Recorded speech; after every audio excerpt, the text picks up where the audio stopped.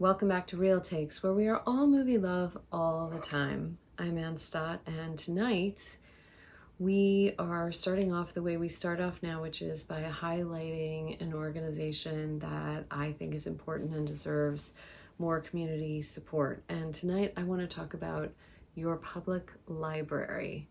Now, I know that there are many crises in the world right now. There's a climate crisis. There is a crisis of gun violence in our country.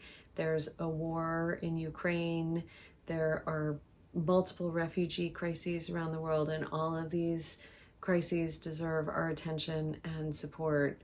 And you might be saying to me, Anne, why do we need libraries? But I will say that I think we also have a disinformation crisis in our country right now, and we have hi Trudy. Trudy supports libraries. We have, a crisis of kind of lack of historical context, and libraries house our history. They house our culture. They're an incredible resource for people to access information. Also, for many people who can't afford computers, they're now a huge resource on that level. And then each library has its own particular services that are appropriate to their community. I'm feeling particularly library focused because I just released my song and video Sapiosexual, and I filmed part of it in our Provincetown Public Library. So I'm very grateful to them for that. And most libraries have reading series. They have programs for children that can be really helpful for families without the resources to have other kinds of activities for their kids that might cost money. So libraries are just an unbelievable treasure trove of resources, not just in the books. And as I have pointed out here before, and I will continue to point out, most libraries now also carry DVDs. And not only does your local library carry DVDs, but your local library can access the entire statewide network of libraries and all of their DVDs. So you basically have for free like a DVD rental service with a collection that is like 3 to 10 times larger than the average Blockbuster had. So that's pretty incredible. And the library also, most libraries also hook up to a streaming service of one kind or another. So with your library card, you can then access a streaming service and stream movies for free as well. So libraries are just an incredibly important, rich part of our communities, and they deserve our support. And I'll put a library finder in the comments below so that you can find your local library if you don't know where it is already, and get yourself a library card and see what they have to offer. And I have to say that I think it's very appropriate that we're talking about libraries tonight when we talk about the director Agnes Varda, because she was so community oriented and so people oriented. I think my guess is she was probably a fan of libraries too. So tonight we are talking about Gemini, creator extraordinaire, film artist who was totally unique and had a singular vision, Agnes Varda, one of the most important filmmakers of the 20th century, and certainly one of the most important women filmmakers of the 20th century. Agnes Varda was, she was a still photographer, and then she got an idea for a movie and she made La Pointe Courte, which we talked about back in December, which is a stunning cinematic debut and came out in 1955, which is 5 years before the French New Wave really kicked off. And she ultimately became known as the godmother of the New Wave. She was like 35 when people started calling her that, so it was a little strange for her. There's some people who say her film started the French New Wave. Really, she's talked about more as being part of another group of filmmakers in the 60s in Paris called the Left Bank Group, which included Alain René and Jacques Demy, and was a little more politically focused than the French New Wave was. And she's made many films that are widely respected among film historians, including Cléo from 5 to 7, Le Bonheur, One Sings and the Other Doesn't. I feel like I'm forgetting something. Well, she made many, many films. She had a 5 or 6 decade career creating films, and she created across genre. She made, feature length fiction films, but she also made a lot of documentaries, and then she blurred styles as well, which brings us to the film we're going to focus on tonight, which is 1985's Vagabond, which in French was Sans Toi ni Loi, which means without roofs or laws. So in the opening of Vagabond, we find a dead woman in a ditch. And there's a brief police investigation, and then the movie goes back 2 months and follows this woman played by Sandrine Bonnaire for the last 2 months of her life. And she's a woman who lives on the road and without any rules, and just follows her own impulses. Now, some people have called this like a great road movie, and I understand why, because, she's hitchhiking and she's traveling around. But for me, I think this movie falls more in the tradition of like the rebel outsider movie, which is sometimes also a road movie, but not always. I think it's definitely in the camp of One Flew Over the Cuckoo's Nest or Badlands or even Rebel Without a Cause, the whole genre of film about people who can't or choose not to live within the constraints of organized civilization.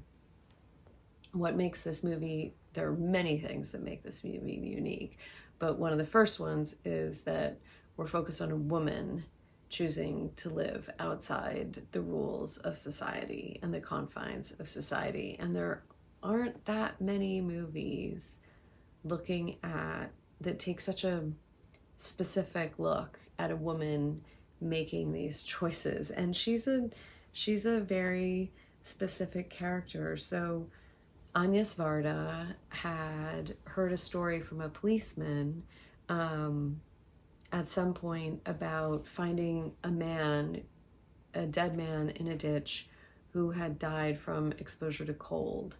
And that story had sort of never left her.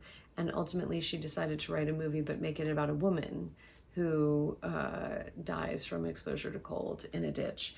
And when she hired Sandrine Bonnaire to star in the film, she said that her character stinks, she's contemptuous, and she never apologizes.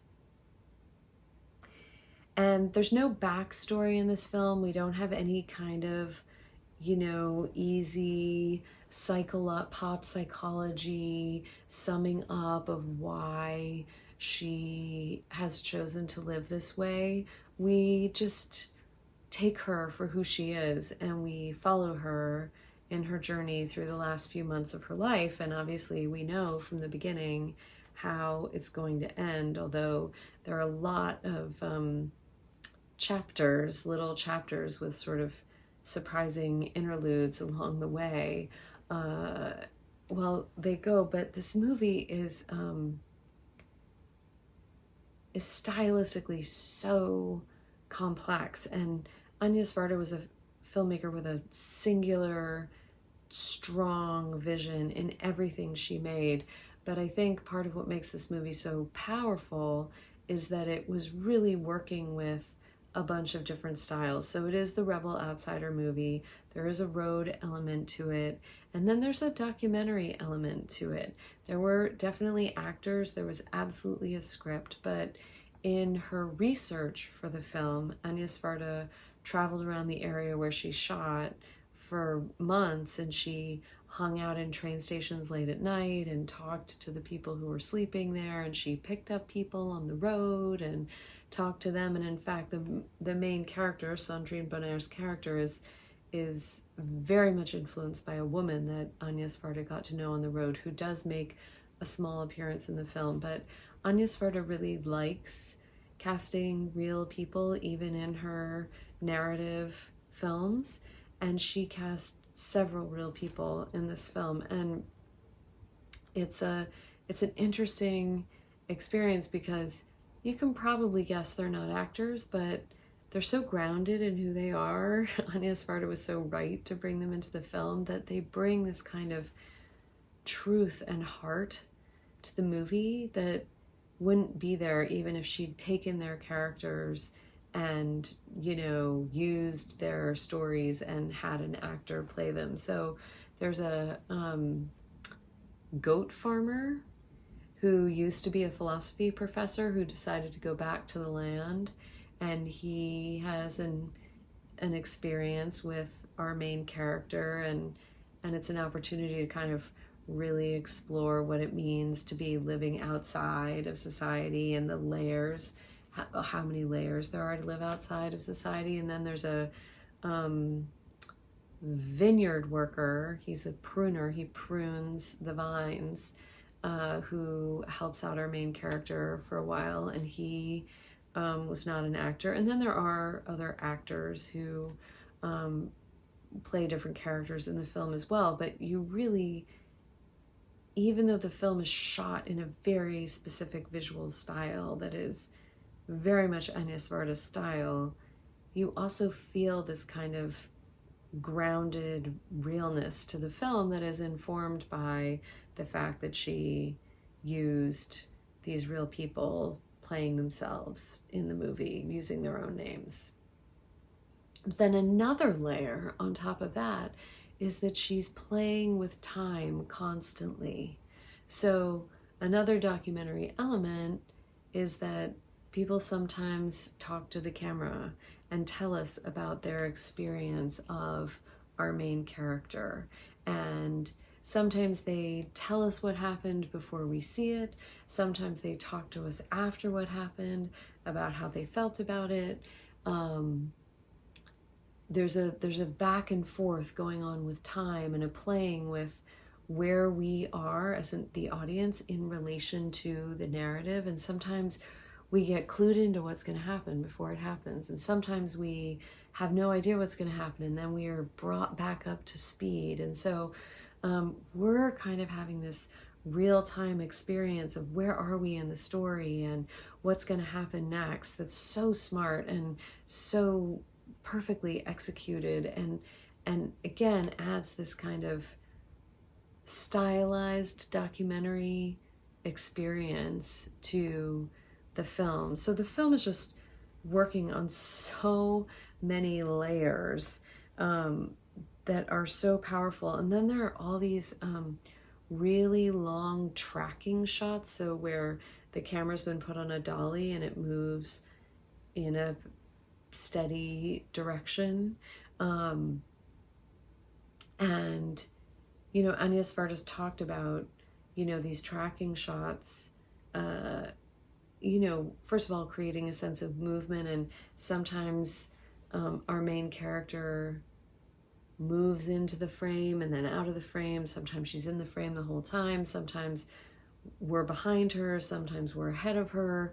And there are 12 of these very long tracking shots throughout the film, and they're linked visually to each other. And I won't say how, but they are linked visually to each other. And Agnes Varda has said that she thinks some people probably didn't even notice how they're linked to each other, but she thinks subconsciously it's a way that the film has a kind of visual arc that people are taking in, even if they don't consciously notice it.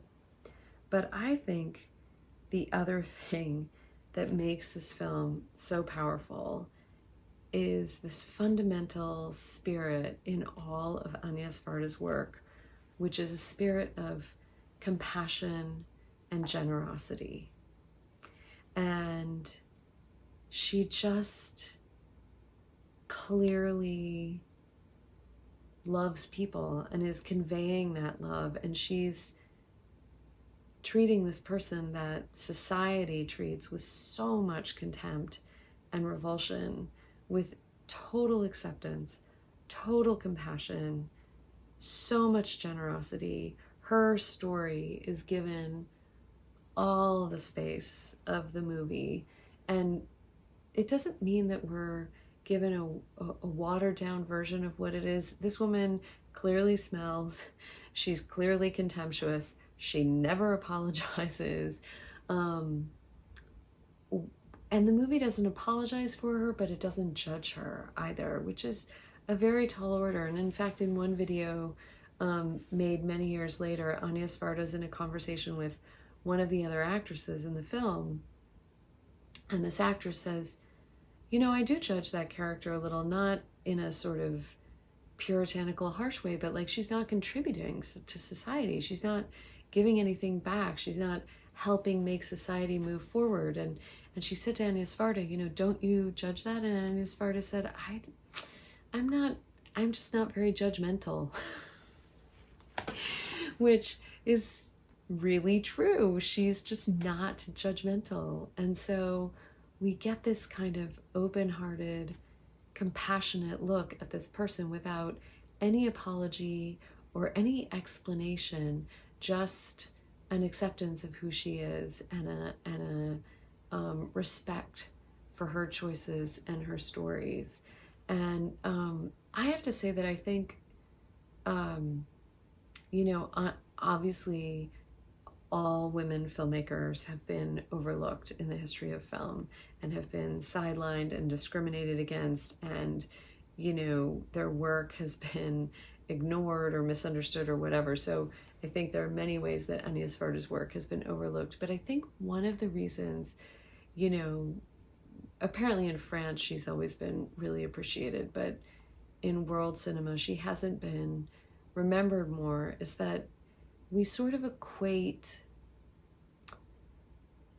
I don't know if we value generosity and compassion as like artistic energies as much as we should. And certainly when she was making films in the 60s, 70s, and even into the 80s, like especially when it came to art house cinema, there was kind of a conflation of like aggression, hostility, alienation, although our character is definitely alienated, but like cool alienation as being, you know, superior in some way. And even though Agnes Varda takes a really hard look at many difficult topics in her films, including, you know, a homeless woman who is absolutely alienated and hard to be around, the fact that there's this energy of compassion and generosity, I'm just going to say it again, I think has kept her work as being respected for its insight and its courageous look at different topics, just from a different point of view than we're used to in independent cinema. So Agnes Varda's Vagabond, it's an incredible film, an unbelievable achievement. So, you know, there's kind of this ongoing debate among film people, like Citizen Kane is always at the top of the list of best movie ever made, or it's often at the top of the list. And, you know, if you were to replace Citizen Kane, what would you replace it with? And honestly, I think this conversation is fundamentally sort of stupid, but I'm also game for it. And this is one of the movies I would consider replacing Citizen Kane with. So I think the story is universal. It's about our fundamental alienation and loneliness as humans. Stylistically, it is completely original. Now, she had blurred documentary and narrative before, and other people had blurred documentary and narrative before, but she did it so successfully and seamlessly in this film. It's very powerful. She brings in the time element. I think it's a really important milestone in film that I want everyone to see. So I also want to say that often the information that I share here is sort of gathered from multiple sources and is almost like common knowledge, you know, stuff that filmmakers shared in multiple interviews or whatever. But I do want to say that a majority of the information that I have about this film comes from interviews that I watched through the Criterion Collection's